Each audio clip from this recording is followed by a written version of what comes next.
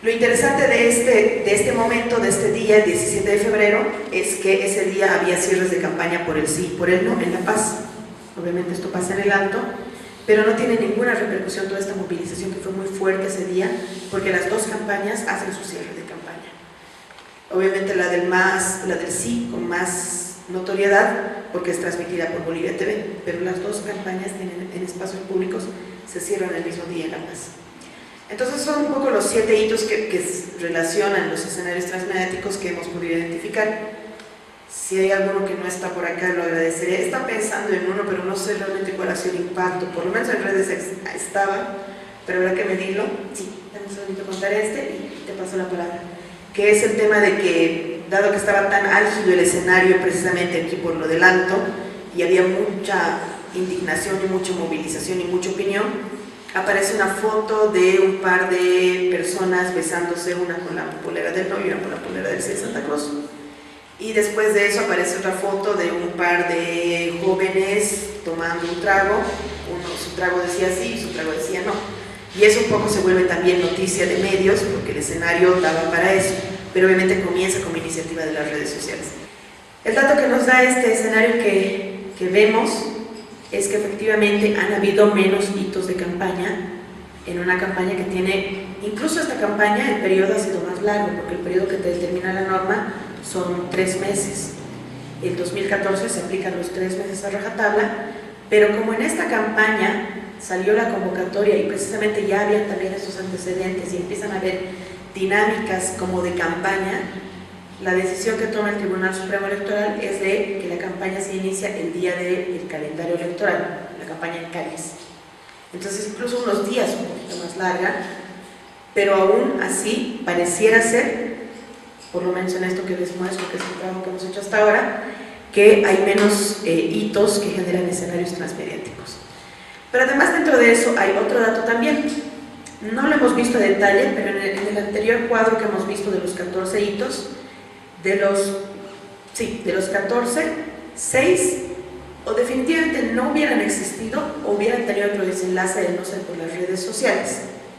En este nuevo cuadro de 7, solamente 2 de ellos, que son la factura del pelo del presidente y el Bolivia Wars, esos nacen eminentemente en redes, pero el resto nacen en los medios tradicionales de comunicación, ya sea como información o como investigación de los propios medios. Entonces creo que es un dato, por lo menos interesante, de que hay menor cantidad de hitos que relacionan ambos espacios públicos, siempre en el debate, y de que de estos menos, es menor aún la cantidad proporcional que hubiera cambiado de dinámica de no ser por las redes sociales, o que inician en las redes sociales. Dejo esos datos igual a debate abiertos, pero más o menos lo que nos lleva a pensar esto en una primera instancia, o a cuestionarnos más bien, es lo siguiente. Voy a empezar por el párrafo de abajo. En el referendo constitucional 2016 se hace evidente una disminución de sucesos en los que dialogan los escenarios tradicionales y los digitales, pues solamente se pueden identificar 7 sucesos de campaña, de los cuales solo 2 nacen en las redes sociales digitales, lo que determina que en términos comparativos existieron menor cantidad de estos sucesos. Entonces, ¿por qué se especula tanto con que el referendo constitucional 2016 fue el evento electoral marcado por las redes?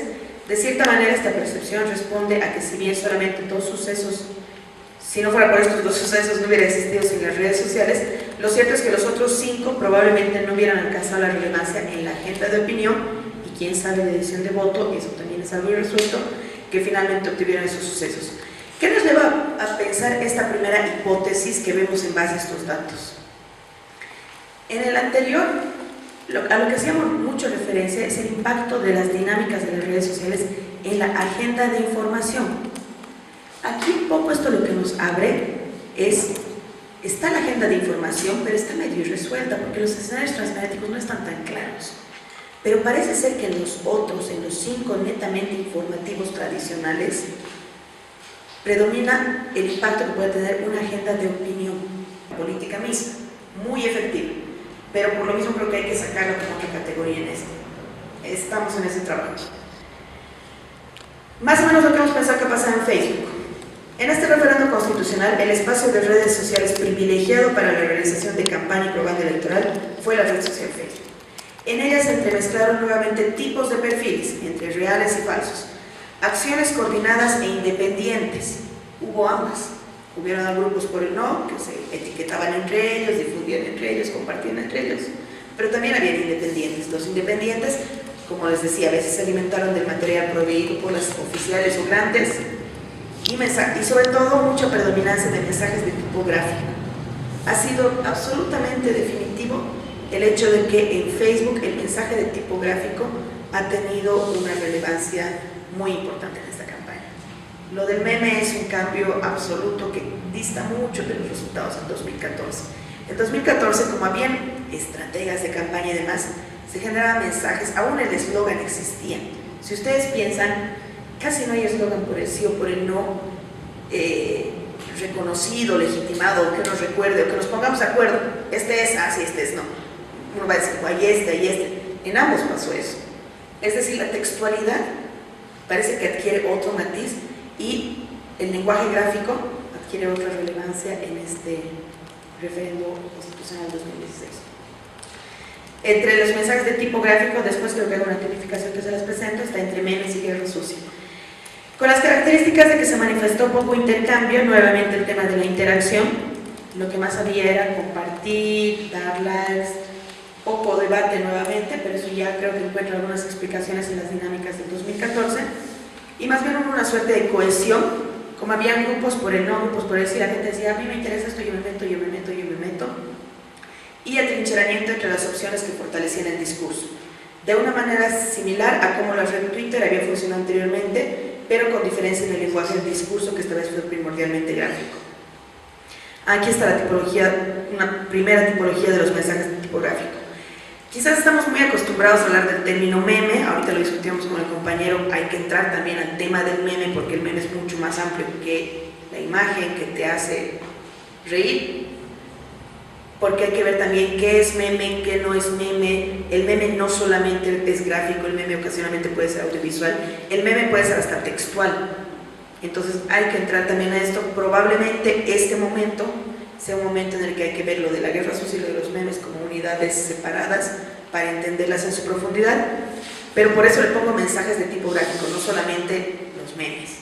En ello hubieron memes, hubieron fotos, hubieron montajes, hubieron tablas, hubieron muchas capturas de pantalla. Eso también es nuevo. El hecho, yo creo que de que la gente empiece a usar más celulares de última generación y aprende a tomar más capturas de pantalla, hace que eso se pueda subir rápidamente, de comentarios en redes sociales, entre otros. De por sí el término es bien complejo, ¿no? O sea, coloquialmente lo pongo porque nos apela a todos lo que más o menos tenemos en el imaginario, pero obviamente, dadas las circunstancias, dadas las hipótesis sobre todo, habrá que empezar a mirar desde la terminología hasta lo que comprende, lo que preguntaba Fernando en qué momento se cruza la línea, qué define una guerra sucia, cuáles son sus características, qué tiene que tener una otra. Pero lo que sí me parece importante señalar es que históricamente en toda la campaña, no sé si en la política como tal, pero en campaña definitiva e históricamente, la guerra sucia es un instrumento recontra efectivo de campaña. O sea, casi campaña que no tenga guerra sucia no va a cambiar mucho sus resultados. Es una noción bastante instalada en comunicación y marketing político. Entonces existe, es real, pero creo que en Bolivia no nos hemos metido mucho. Reconozco, se los comenté, que hay que meterse, hay que estudiarla, hay que leer, hay que ver las características, etcétera, etcétera, para ver si desde ese foco se analiza que lo que ha pasado, porque hay muchos mensajes que por lo menos están ahí irresueltos entre que son memes o que son, y habrá que mirarlos gráficamente también con herramientas metodológicas gráficas. Bueno, aquí he puesto nuevamente una hipótesis, y yo no sé si realmente en el 2014 era un momento muy lúdico. Sí me queda claro de que era muy comunitario, como ahora lo que salió, que estábamos hablando anoche en el chat de Adiós mi rey. Eso ayer desprendió nuevamente la lógica comunitaria de que todo el mundo se rió, entonces todo el mundo estaba haciendo como memes, fue muy raro. Parecía que eso pasaba en 2014. Creo que en 2016, precisamente por la ampliación de actores, esto cambia de dinámica, pero es algo que hay que mirar, porque efectivamente pasó de ser el chiste, que son estas cosas que te pueden parecer divertidas, pero obviamente están más elaboradas que antes, a mensajes que ya no son precisamente memes, sino son mensajes gráficos destinados a mostrar mensajes por lo menos negativos, así los llamemos provisionalmente. Creo que puesto unos meses más. Bueno, eso respecto a las hipótesis que tengo del 2016. Como verán, lo que más tengo son dudas, pero más o menos tengo algunas claridades de luces conceptuales por donde entrar. Hay una base de datos que está en construcción, habrá que mirar cómo se lo estudia, habrá que partir de principios de que son elecciones distintas, etcétera, etcétera. Y tenía un par de planteamientos, pero son como 6 slides más, así que voy a ir súper rápido, no voy a entrar en cada uno, simplemente los voy a soltar como provocaciones, que era un poco mirar el tema de la comunicación política como tal y mirar si hay nuevas preguntas de cara a la existencia de las redes sociales en estos espacios públicos. Y esto ya no tiene que ver nada con datos ni con la región, sino una descripción, una discusión conceptual. A mí me llamó la atención el tema de crisis de representación, porque cuando uno estudia comunicación política, coinciden, por ejemplo, Alan Turing, Eliseo Verón y Javier del Rey Morató, en que la crisis de representación política, que más o menos hay un consenso de que tuvo lugar acá por el año 2000, esta es la crisis de las organizaciones políticas, da pie a la comunicación política, básicamente bajo los siguientes lineamientos. Los procesos de representación son eminentemente procesos que dan cuenta de relaciones existentes. La crisis de representación política, entonces, inaugura nuevos ámbitos e introduce nuevos actores al espacio público que retoman la relación extraviada, la relación de mediación entre ciudadanos y representantes institucionales políticos. Como se va rompiendo esa relación, están ahí los medios para cumplir su función de mediar y ocasionalmente de representar. Y esto está planteado por estos autores, estamos hablando de los años 60, 70 más o menos. Esta es una discusión que ya está instalada, se sabe que la comunicación política tiene mucha relación con el momento de crisis de representación política en los sistemas políticos. De ahí mi duda es, y una duda que ya trabajamos entre el 2009 y el 2010, es si los medios adquieren una función de representación, que además tienen una función no solamente de informar, entretener, sino también de mediar y de representar, son funciones amplificadas de la comunicación. Por lo tanto, se puede decir que los medios de alguna manera representan, siempre sujeto al debate, representan a quién, si representan bien o no. Si esta representación mediática en un segundo momento también entra en crisis, ya entra en crisis el sistema de partidos políticos, la gente no se siente representada, entran los medios de comunicación en crisis, la gente no se siente representada por los medios de comunicación, esa es una duda. Esto da espacio al espacio público digital, donde ya hay otro espacio con otras dinámicas, otras lógicas. La pregunta es, bueno, la certeza es cómo los medios cumplen la función de representación mediática. El cumplimiento de esta función por parte de los medios se materializa a través de la denominada producción de realidad. Es decir, básicamente lo que el conglomerado mediático debiera producir es un sinfín de configuraciones simbólicas que permiten la construcción de verdades aparentes que dan cuenta de la realidad. Es decir, más o menos, y lo vimos en el estudio del 2014, por ejemplo, un fenómeno de subrepresentación mediática, porque también tenemos como transversal en el libro del 2014 el tema de género. Lo que pasaba en la realidad política era uno de los hitos políticos de representación política de las mujeres, que tiene un lugar inédito en el mundo, está en el segundo lugar de representación parlamentaria en la realidad política, pero la verdad es que el estudio, porque estudiamos ahí 7 medios de comunicación y información del periodo de campaña, solamente nos otorgaban el 2% de atención a temas de género o de mujeres, lo cual había mejorado en relación al 2009, pero seguía siendo un 2% del 100% de la información electoral. Entonces ahí planteamos que había subrepresentación mediática.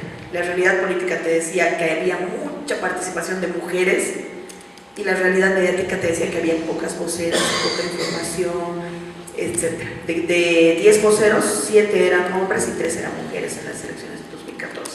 Si consideras que había la misma cantidad de candidatos, algo pasa ahí, ¿no? Hay una diferencia entre la realidad y la representación mediática. Entonces un poco esa es la función de representación mediática, y si pasa esto.